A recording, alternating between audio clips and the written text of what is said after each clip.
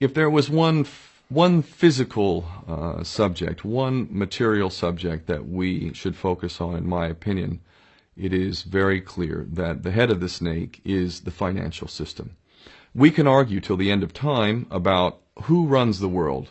Is it the Jesuits? Is it the reptilians? Is it the Illuminati? Is it the Freemasons? We can go on and on and on and on about this.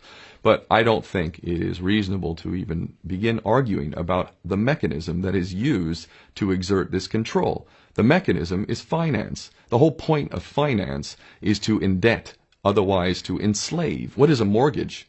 I mean, what does that stand for? It's a death grip.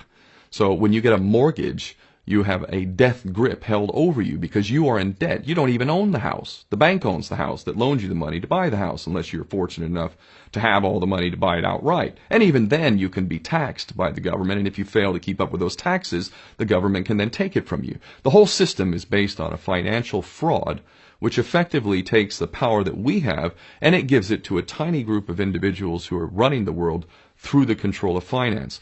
With the infinite supply of money that we have allowed them to take, they have literally an infinite supply of money, and with that money, and from their psychopathic point of view, they have bought everything and everyone who can be bought.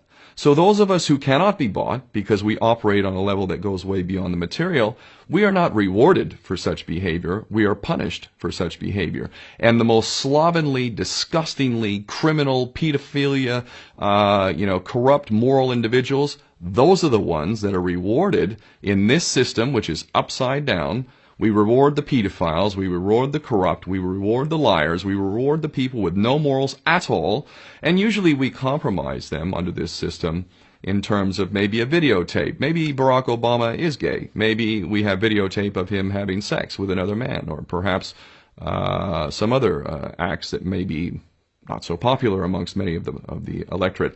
Or maybe we have videos of political leaders having sex with little boys or little girls. If I was in charge of the world and I was a psychopath and completely drunk on my own power, you can bet damn sure that's what I would do.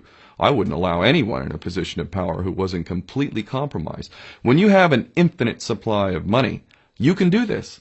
Take that supply of money away, take that power back, put it in the hands of the people, get rid of fractional reserve banking, which is an obscenity in itself.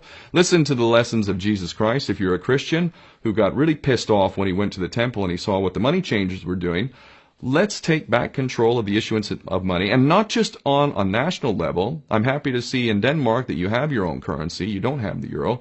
But on every country's level, they should be issuing their own currency in a transparent, non-usury based way in which it really, truly benefits the people. And in that way, we can literally free ourselves of the banking debt which is drowning us all, and we can stop scrambling for the crumbs from the table of these filthy rich psychopaths and live in a state of abundance just by changing this one thing. And I'm not just talking about abundance for Western nations who have an artificially inflated value with their currencies. We all in the West are guilty of having that reward while the rest of the world is sucking on it.